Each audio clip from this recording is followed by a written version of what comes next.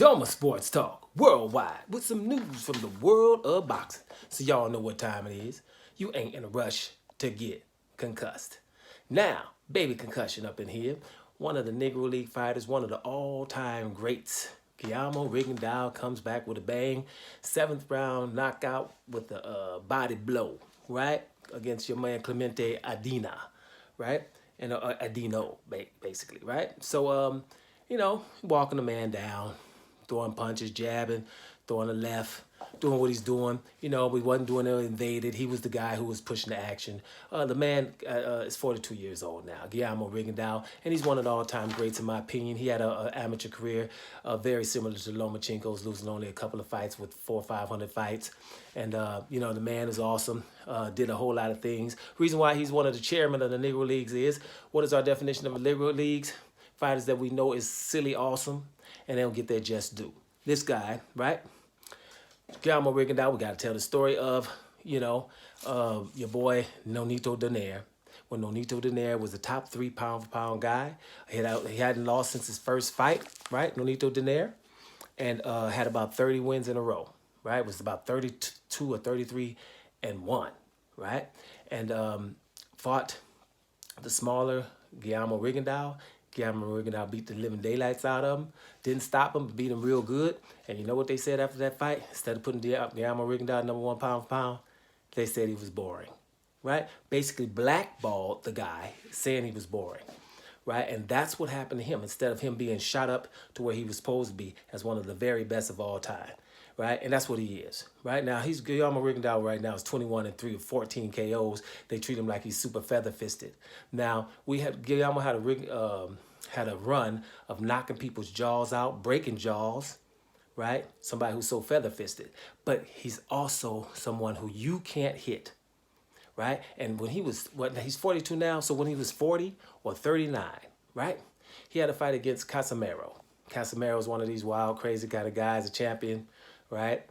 At 122 pounds. Guillermo Rigondeaux schooled this guy, basically fought him with 2 hands behind his back, and forced Casimero to not even be able to hit him. Within 12 rounds, I think Casimero hit him maybe twice in the whole fight. Guillermo Rigondeaux hit him only about 10 times because he didn't have too much offense, didn't need it. They took that fight from him. That was a robbery, right? And here's the narrative. He's so boring. He's playing defense. No one said, damn, how does a 40-year-old dude have so good reflexes at that age to make this young dude miss? Does anybody remember how Canelo Alvarez was missing against Floyd Mayweather when he was 36? Casimero versus Rigondeaux was worse than that. There was a lot of those. You remember when Floyd, your boy Canelo missed and Floyd looked at the ropes like, what you throwing at? Rigondeaux made him do that the whole damn fight. It was embarrassing, basically. And it should have been celebrated, Rigondeaux.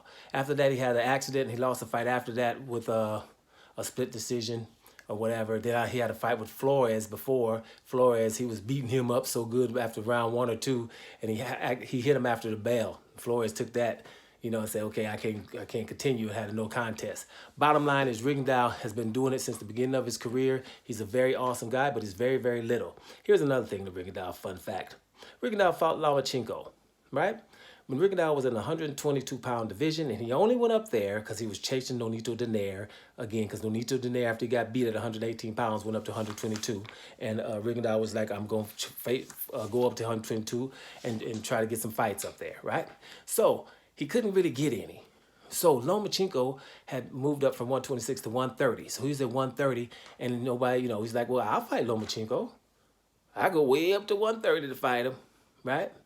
So he goes up to 130 to fight Lomachenko. Do you know nobody asked Lomachenko to say, you know something? If he's coming from 122 to 130, why don't you meet him at 126? You just left 126. That would be fair, wouldn't it? Nobody, right? Rigondeaux fights Lomachenko, right? He's a southpaw. Breaks basically his throwing hand, his left hand, basically, right? Breaks it or fractures it, a lot, maybe, more than Zach Parker did against John Ryder. Okay, so it's documented, his hand, his throwing hand, right? Not the jab hand, his throwing hand. So he's supposed to fight Lomachenko because he stopped, but he was supposed to fight Lomachenko. No one made excuses for Rigondeaux. Nobody. like because he stopped. Man, you shouldn't stop. You should keep fighting. Go out on your shield. So I'm supposed to go out on my shield against the guy who's better than Muhammad Ali, Sugar Ray Leonard, Floyd Mayweather, Terrence Crawford, and Andre Ward. I'm supposed to go out on my shield. This dude's way bigger than me, and I don't have my main hand against him. That's what I'm supposed to do. He didn't meet me at 126. I'm saying I come for 122, but let's be real. After coming back down, I've been fighting as a 40-year-old at 118. That shows you how little I am. So no one tells him to come and meet me up at, man, he should have met him at 124, to be honest with you. But okay, 126 would have been something. No, I have to do that. No excuses. No one talks about his broke hand, a la Pacquiao's shoulder against Floyd Mayweather, a la Lomachenko's shoulder against Teofimo, a la Teofimo's esophagus against Kambosos. You know what I'm saying?